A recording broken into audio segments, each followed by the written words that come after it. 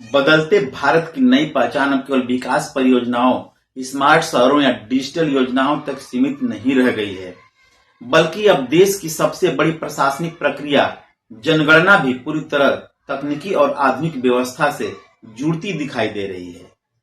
इसी क्रम में भारत की जनगणना 2027 के प्रथम चरण यानी मकान सूचीकरण एवं स्वगणना अभियान का शुभारंभ गुरुवार को गाजीपुर कलेक्ट्रेट परिसर से किया गया। गाजीपुर जिला अधिकारी अनुपम शुक्ला ने विशेष रूप से बनाए गए सेल्फी पॉइंट पर सेल्फी लेकर इस अभियान की शुरुआत की और जिले वासियों से अधिक संख्या में स्वगणना करने की अपील की।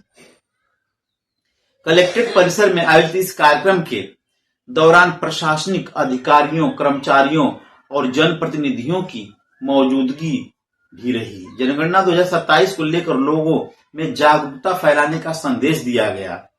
जिला अधिकारी ने कहा कि यह केवल आंकड़ों का संग्रह नहीं है, बल्कि आने वाले भारत की विकास रूपरेखा तैयार करने की सबसे महत्वपूर्ण प्रक्रिया है।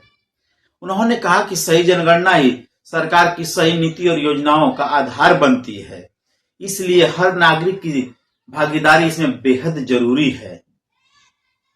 डीएम अनुपम शुक्ला ने जानकारी देते हुए बताया कि 7 मई 2026 से 21 मई 2026 तक स्वगणना का कार्य चलेगा। इस दौरान नागरिक अपने मोबाइल फोन, लैपटॉप, कंप्यूटर इत्यादि के माध्यम से इंटरनेट पर जाकर स्वयं अपने परिवार और मकान से संबंधित जानकारी भर सकेंगे। इसके बाद 22 से 20 जून तक प्रगणक घर घर जाकर गणना का कार्य करेंगे। उन्होंने स्पष्ट किया कि यह पूरी प्रक्रिया बेहद सरल और पारदर्शी है तथा इसे लेकर किसी भी प्रकार के भ्रम या अफवाह पर ध्यान देने की आवश्यकता नहीं है। उन्होंने कहा कि जनपद गाजीपुर में लगभग 1 लाख स्वगणना का लक्ष्य निर्धारित किया गया है और प्रशासन को पूरा विश्वास है कि जिले के नागरिक इस अभियान में सक्रिय भूमिका निभाते हुए लक्ष्य को अवश्य पूरा कराएंगे। इसके लिए केंद्र सरकार और राज्य सरकार के लगभग 7,000 कर्मचारियों को लगाया गया है, जो विभिन्न क्षेत्रों में जाकर जनगणना कार्य को सफल बनाने में जुटेंगे। जिला अधिकारी ने कहा कि जनवरी और फरवरी 2027 में व्यक्तिगत गणना यानी इंडिविजुअल एन्यूमरेशंस का कार्य किया जाएगा। उन्होंने यह भी साफ किया कि इस पूरी प्रक्रिया को किसी अन्य प्रशासनिक या राजनीतिक गतिविधि से जोड़कर देखने की जरूरत नहीं है। यह केवल जनसंख्या और संसाधनों के आंकड़े जुटाने की प्रक्रिया है, ताकि सरकार लोगों की जरूरतों को बेहतर तरीके समझ सके और उसी के अनुसार योजनाएं बना सके। कार्यक्रम के दौरान डीएम ने स्वगणना की प्रक्रिया विस्तार से समझाई। उन्होंने बताया कि सबसे पहले नागरिकों को ब्राउजर में सेल्फ जनगणना पोर्टल खोलना होगा। इसके बाद राज्य के रूप में उत्तर प्रदेश का चयन कर कैप्चा भरना होगा। फिर परिवार के मुखिया के नाम और मोबाइल नंबर के माध्यम से रजिस्ट्रेशन किया जाएगा। मोबाइल पर आए ओटीपी को दर्ज करते ही सत्यापन पूरा हो जाएगा। इसके बाद नागरिक अपनी सुविधा के अनुसार हिंदी, अंग्रेजी समेत 16 भाषाओं में से किसी एक भाषा का चयन कर सकते हैं। फिर पता संबंधी जानकारी जैसे जिला, गांव, शहर, मकान से जुड़ी जानकारियां भरनी होगी। सबसे खास बात यह है कि लोकेशन के लिए नागरिकों को मैप पर अपने घर को लाल निशान से चिन्हित करना होगा, जिससे डेटा की सटीकता बनी रहे। डीएम ने यह भी बताया कि इस फॉर्म में कुल 33 सवाल पूछे जाएंगे। इनमें मकान की स्थिति, घर पक्का है या कच्चा, बिजली और पानी की उपलब्धता, शौचालय की सुविधा, परिवार के सदस्यों की संख्या, शिक्षा, मोबाइल, टीवी, इंटरनेट जैसी सुविधाओं से जुड़ी जानकारी शामिल होगी। यदि किसी व्यक्ति को कोई सवाल समझने में परेशानी होती है तो पोर्टल पर सहायता की सुविधा भी उपलब्ध रहेगी। सभी जानकारियां भरने के बाद फॉर्म को ध्यानपूर्वक जांच कर सबमिट करना होगा।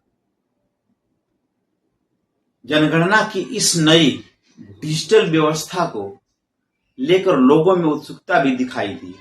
प्रशासन का कहना है कि इससे समय की बचत होगी और आंकड़ों की गुणवत्ता भी बेहतर होगी। पहले जैसे प्रगणकों को घर घर जाकर लंबी प्रक्रिया पूरी करनी पड़ती थी, वहीं अब नागरिक खुद अपनी जानकारी ऑनलाइन दर्ज कर सकेंगे। इससे न केवल पारदर्शिता बढ़ेगी, बल्कि सरकारी संसाधनों का बेहतर उपयोग भी हो सकेगा। विशेषज्ञों का मानना है कि जनगणना किसी भी देश के सामाजिक, आर्थिक और विकासात्मक तस्वीर को समझने का सबसे बड़ा माध्यम होती है। शिक्षा, स्वास्थ्य, रोजगार, सड़क, बिजली, पानी और सरकारी योजनाओं का वितरण काफी हद तक जनगणना के आंकड़े पर निर्भर करता है। ऐसे में यदि लोग सही और सटीक जानकारी देंगे तो सरकार को भी योजनाएं बनाने में आसानी होगी।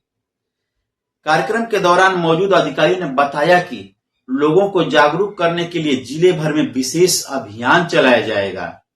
गांव, कस्बों और शहरी क्षेत्रों में प्रचार प्रसार के माध्यम से नागरिकों को ऑनलाइन स्वगणना के लिए प्रेरित किया जाएगा।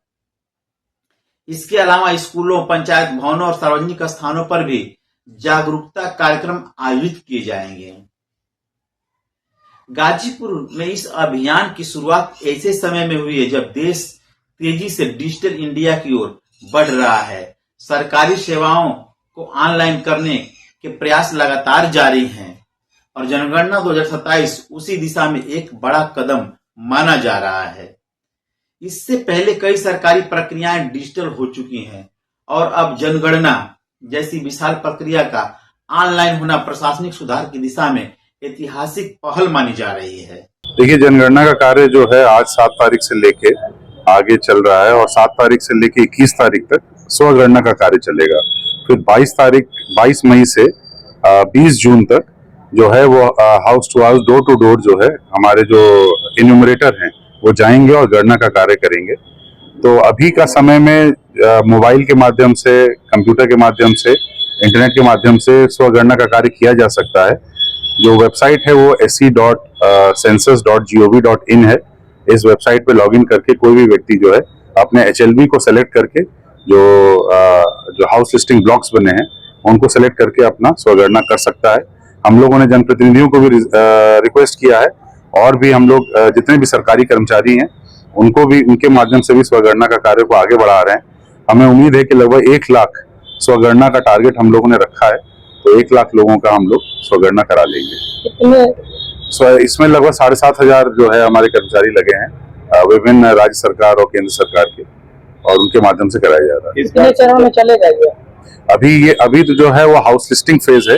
जैसा कि हमने बताया, अभी स्वगणना जो है 7 से 21 है और उसके बाद जो है डोर टू डोर जो इन्यूमरेटर जाएंगे वो 22 तारीख से 20 जून तक है। और उसके बाद अगले साल जनवरी फरवरी में जो है वो इंडिविजुअल की लिस्टिंग की जाएगी। इस जनगणना में कितनी सावधानी है? इसमें बहुत ही सिंपल प्रोसेस है और इसमें किसी भी तरह का कंफ्यूजन करने की जरूरत नहीं है। जैसे बहुत लोग को ये लगता है कि SIR से जोड़ने की लोगों ने कोशिश की, बट इसमें SIR से इसको कोई मतलब नहीं है। ये आपकी कोई सिटीजनशिप का ना ही कोई प्रदर्शन है, ये सिर्फ गणना का कार्य हो रहा है। तो बेसिक एक सिंपल इन्यूमरेशन की एक्सरसाइज है, जिससे कि आगे गवर्नमेंट जो है अपनी पॉलिसीज में किस तरह की नीतियां लोगों के लिए लाए उस पर विशेष ध्यान दे सके।